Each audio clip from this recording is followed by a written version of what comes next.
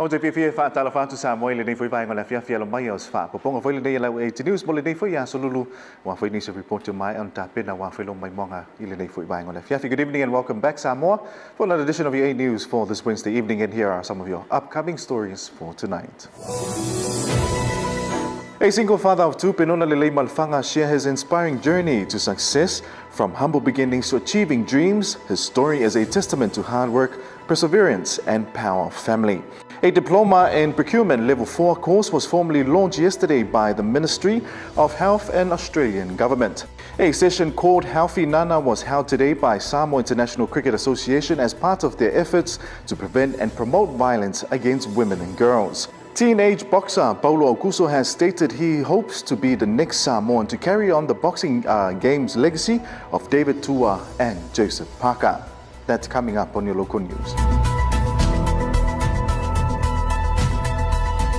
I tana tumua nei a fiafi o whaso mai se tāsi o tamā e le aise mea i whaingatā pia i ai le loto whinau ma le naunau ta inga ia au sia le sini au tū o whaamonianga a wāwhoi le tausinga o a inga. Se au telenga le nei o le reporti. O le tamale nei a Penona le lei malefanga mai nuo sa le santele ma matau tu fale a lili. Fa pia foi ma nuo fale wha ma fale vao. Ma o se tamā ua wha tu saina e lana whanau. O le whetu pupula i le a inga.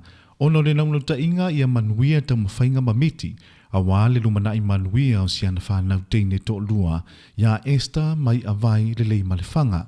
Fa pia foisi o na a inga e ui ua whai i langi le wholaunga o mātua, ai lo o ia whinau lava a wā se manuia mo le a inga a toa. O le tamai a le lei malefanga na onga mawhau mai le Universitea o Samoa.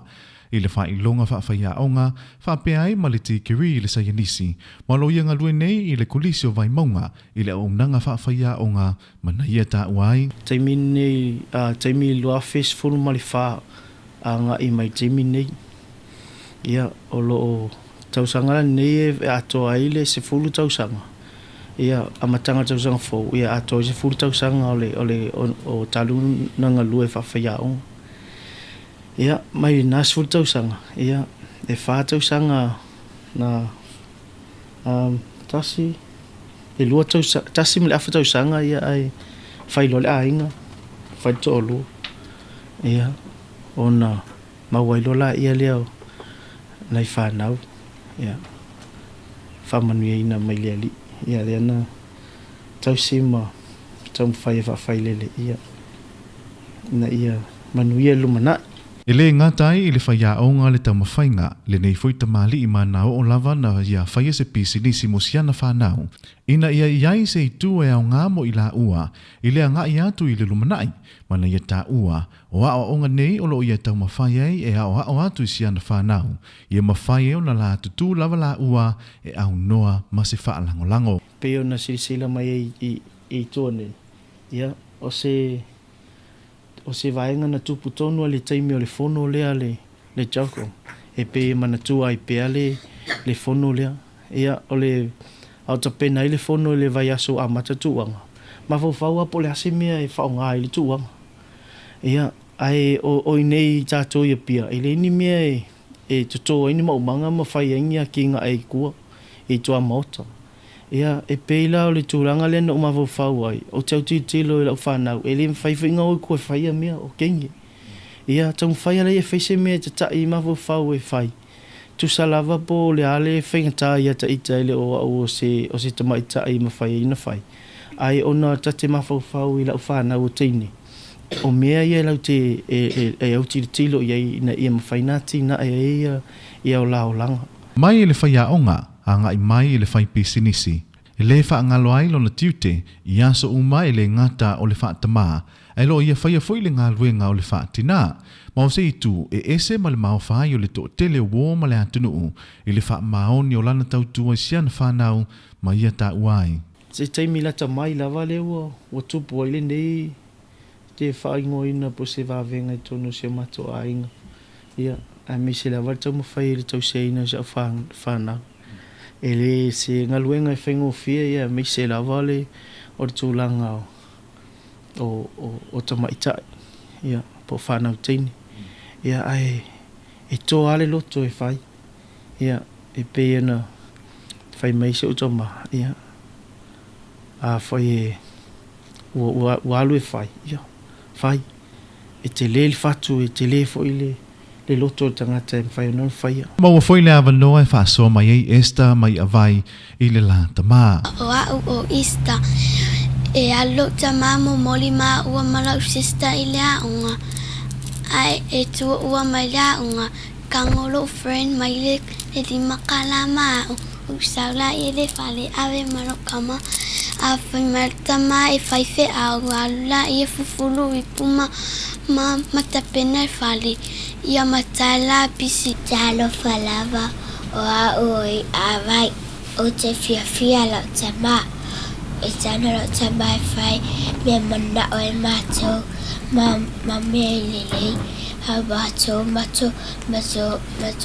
tama pe ma fai mato wo i le pita mato la e ai le pita o fa mai la e tama ti ale fe au O le whaasoa mole a le lei malefanga na ia whailoa ai whaafitau li maawala na fo i ai. ia e le mfai fo e ona alo lava i whaafitauli na whaasanga i lava e amo whaafitauli ona o le lalulangi whaafitauli tatou tele o nei ina ia tatou sao maatotoa ia e peita e tau ana i whaamua mua tangata lava i ai e lona si o se o manga maritulanga wai ai e le mfai fo e ona ola toa tasi ona wai i tangata wa matou nofo whaatasi wa iei whanau wa le mfai ona alu ese mai ai ia o se whamanuianga fo i lo nei tangata ia le tau whai e tau sima ma a puti mai o laiti ia le ua fia wa ai atua ia wa au le lei mai ma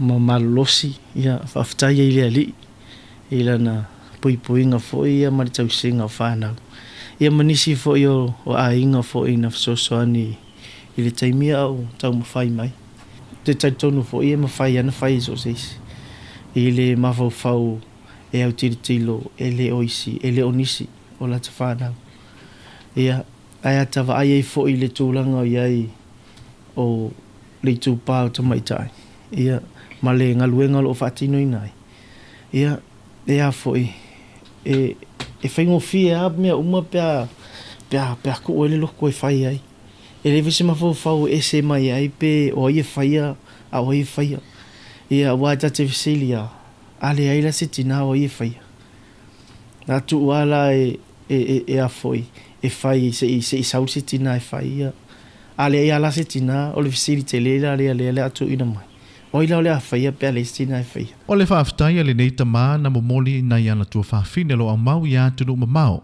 Whapea ai ma na uso ma ainga lo i samo nei whapea wo mai masani ai whaasitisiri ai le atua awa ana le seo noa le lato veso swani e le tau noo le tele whaamanuianga mo ia mali whanau. Tala noa manu denga ngā nai o le tae au.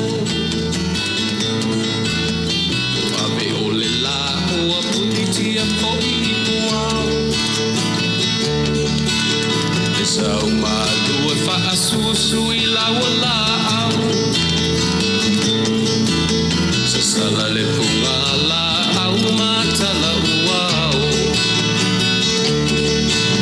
O mano vai atu e aua le tunia. O le popo e paupo e wina lolo masua mali. O le popo a satanie. O mano vai atu e aua le tunia.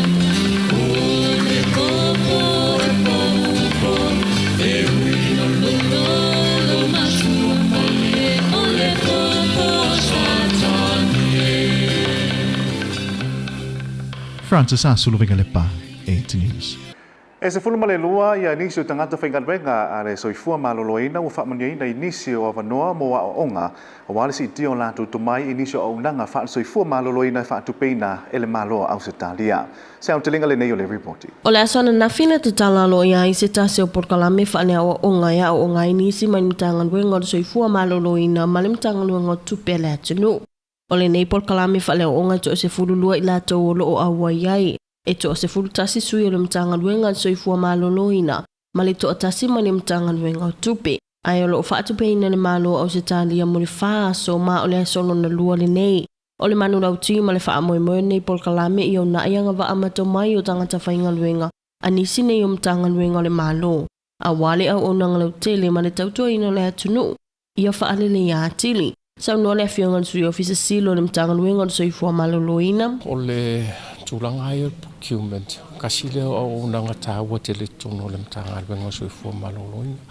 Especially la vapeo na whailo fo isa unanga le whionga i le sui minister i vapea le komisina Australia. Le tūlanga fo le le on time o le procurement. Le ngaka le on time o procurement. Ai e vapea fo i o na mawhai o na maua mai vai la au whala au ma mea mo mia i se tau tala whengai. Le ngatala le tau tala whengai. O le quality.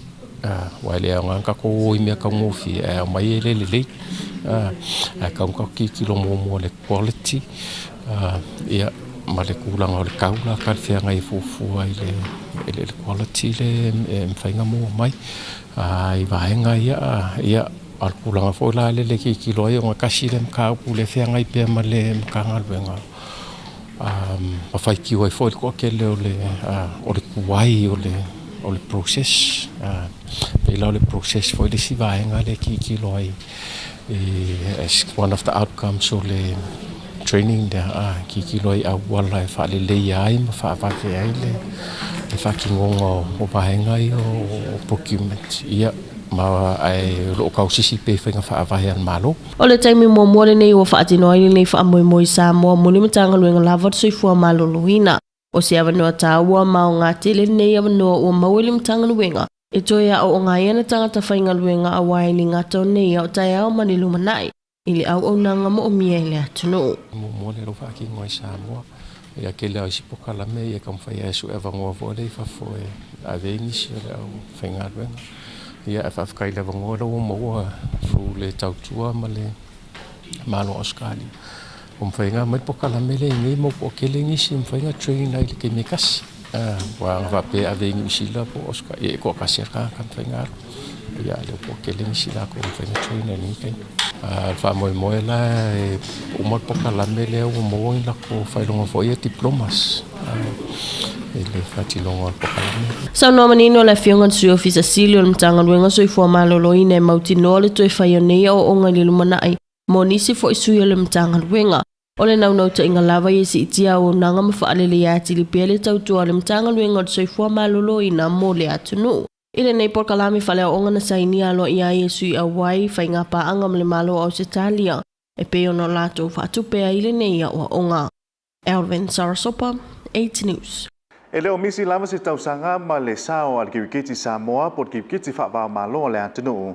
A wā foi le tūlanga pena iai le whaalawi loa o le sfulono aso a wā le te atu i sawanga hanga i tina mtamaitai. Se au te lenga le nei o le reporti. O le tai o neina whaatino i se tau seo porkalami le sosio kiwikiti whawa malo le atunu. Ua whaata ua ma whaongaina i tina ai mi se foi o tupulanga tamaitai. O le amtangal masina lava le neina whaatino i se tau se foi o porkalami le sosi. I lalo lava le manunau tile nei e so soani i tawhisia o sawanga i whanau tamaitai. Ai mai se lava o tina. O le aso lale nei e tusai o le se furu ono aso o ngaluenga ma whaalawi loa e te atua i sawanga. Ua whaongaina i le aso si tina matutua. I se porkalame o whaongaina o tina so i fua maloloina. Po o le healthy nana. Bringing them together to celebrate this International Day because they know through this program they were empowered and inspired to become the best of themselves. This International Day and Healthy Nana program's focus and objectives are all aligned in the eradication of violence completely.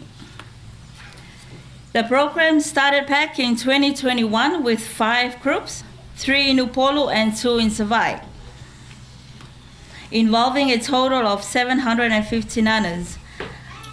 At the end of the first phase in 2022, we covered 18 villages and approximately 2,000 nanas involved.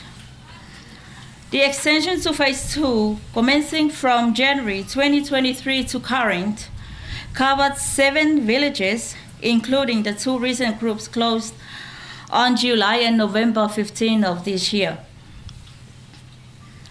The Health in Endless program's objectives are empowering women through education and social development programs that helps enhance self-confidence and post morale to them to address issues on domestic violence, to develop economic home skills such as growing vegetable cuttings, flower arrangements, and to name a few, and become leaders in their families and community. Samoa Cricket works closely with government ministries and NGOs to achieve the outcomes of the program. Ole nei por kalame o lo ngalulue va ava adua I fo ile suskirikiti fa ava malo male malo au Sitalia. Ile saunoanga sui komisina o Sitalia na ia fa ailo ai foi. O le fa anono ang tele le fuatasi se atunu unei fa fitauli. Ma e to tusala va foi sa mo ma o Sitalia I tau mafainga. E tafi se ai le nei malawa afia ai o lo fa na utamaitai. Ai o le fiafianga le malo au Sitalia. O lo avere fa ama mafa le malo ai mai se o lo tongi maa uma fo I Samoa I le tausa ili no se vai fufo le nei lava fa fitauli. This year's theme, Unite to End Violence Against Women and Girls, is really fitting as we come together to mark the International Day for the Elimination of Violence Against Women and Girls. The planned events and activities, such as this one, reflect the commitment and collective efforts by the Government of Samoa, partners, the community, organisations like Samoa Cricket, to ensure that every woman and girl can live in dignity, in safety, and free from violence.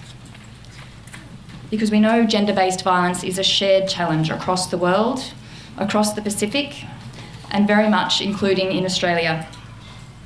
Globally, 1 in 3 women have been subjected to sexual or physical violence during their lifetime.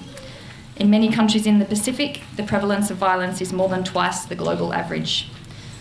Too often, it's difficult to open the newspaper and read the horrific and graphic cases of gender and family violence. But I also acknowledge that in Australia, we share the same challenge.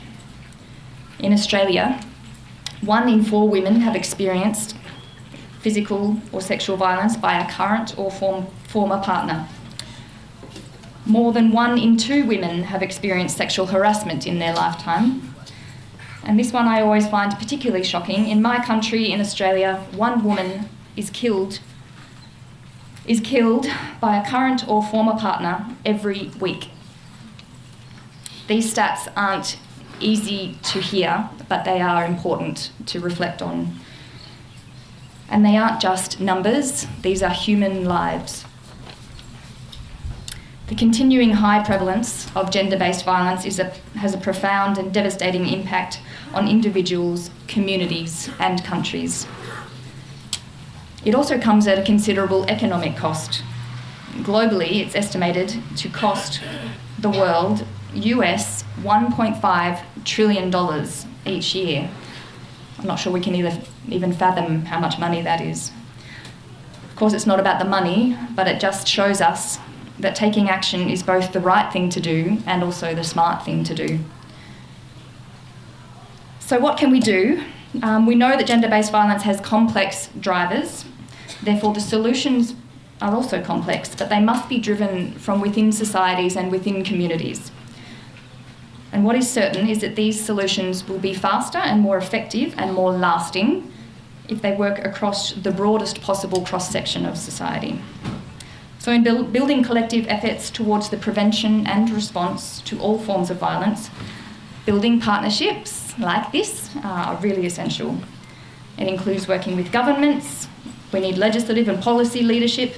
We need to work with women's rights organisations for advocacy and service delivery, with the education sector, youth-centred and sports organisations like Samoa Cricket, as well as faith-based organisations, to really shift norms and behaviours. It's a conversation and a course of action we all need to be participating in. As ilia le to se lauti na fa atasi ai matalawo ta mai ta ina awai manisi fo yo ta mai ponu nei e lango nei fa amoi moi le asosi I lalo lava ni nau ta inga ia ta fisia ma ta fia loa le fa atupula ia o sa wanga ya afia I tina ma ta mai ta ile atunu.